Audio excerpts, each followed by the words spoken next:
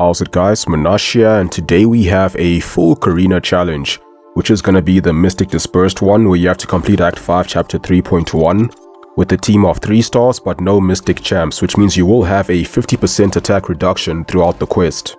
But still, this is one of the easiest challenges of them all. I mean, I managed to do it itemless without much hassle. So I just want to talk about how I approached the challenge, since this is the first one I've done, and so far the only one. Yeah, I know I'm a bit behind. I had a pretty busy week, which is why I haven't been uploading much lately, but now there's so much content, so many videos to make, I've got so much catching up to do. I don't think I can do it all, but we'll see. It's gonna be a fun month at least.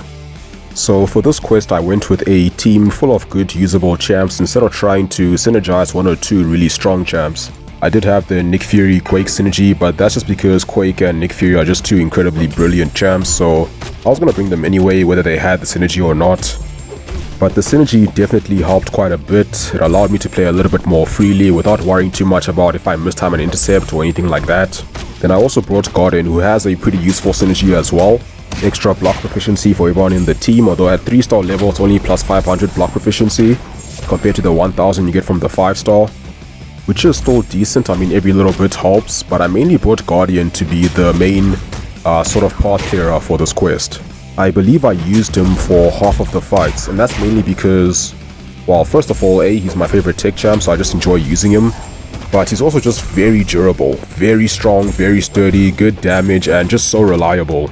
At Sig 99 he gets an extra 1800 block proficiency. Combine that with his base and you have 5000 in total. So he's just really good for avoiding taking too much block damage or using any extra potions, which is why I used him against Spider-Man.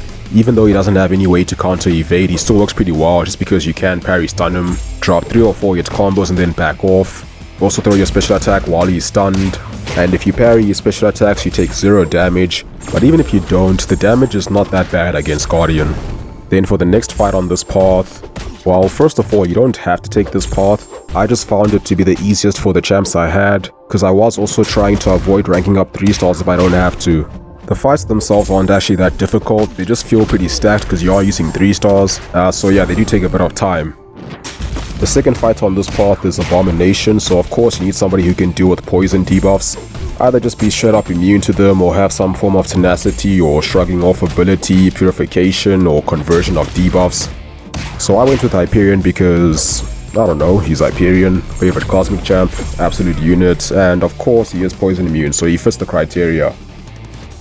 The thing about using Ghost for a fight like this is that you can get poisoned in the middle of your special 2 animation, so you might not be able to phase in time before it does some annoying damage. Of course you can just avoid using the special 2, but then the fight takes much longer, and it's already a pretty long fight. In fact, this Abomination took a lot longer than I thought it would. I didn't have the best RNG with Hyperion Special 1 in this fight, I feel. And also the 3-star Hyperion compared to the 5-star, even the 4-star compared to the 5-star, has a less effective Sig ability. The way it scales on a 5-star is so much better than on any other rarity.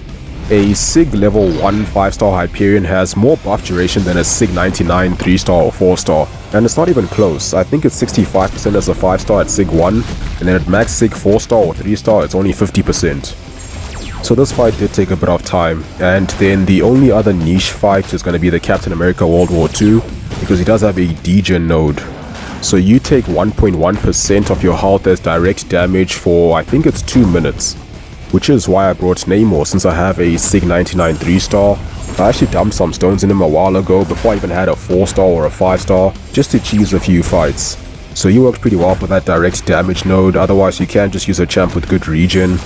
And at least you don't take direct damage indefinitely, so even if you do use a champ who doesn't take the fight down very quickly, you'll at least have plenty of time to get back to full health. Then there's also a stun immune Luke Cage, which isn't very specific. I mean, you can use pretty much any champ for that, but just the fact that he is stun immune means that you're gonna take a lot more block damage, or maybe a lot more intercepting will be required compared to the other fights, or you'll just have to find other ways to get in your openings, like hitting his block and holding block yourself.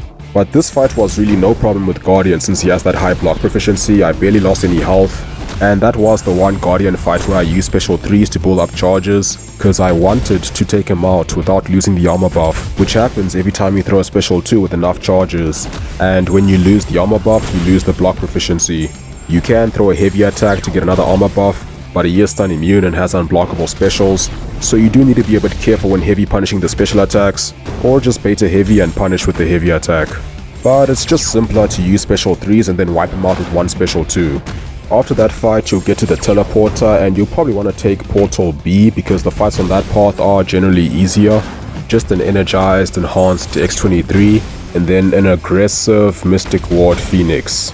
Then finally you'll get to the Mordo Boss, who isn't that bad, he just has Plagued Minds and Enhanced Fury.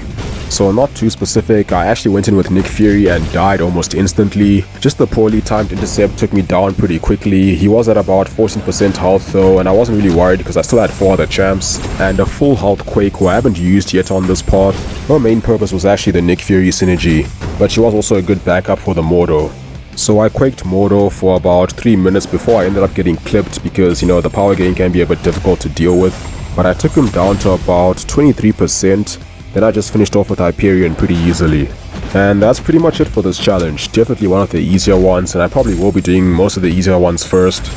Not too keen for the Labyrinth ones, those are gonna feel super grindy, and I mean, I barely have time to do an Abyss path in one day, so now I have to do this Labyrinth with 4 stars, it's gonna take me a while. Maybe one day when I have a day off I might decide to stream it or something, but yeah, we'll see.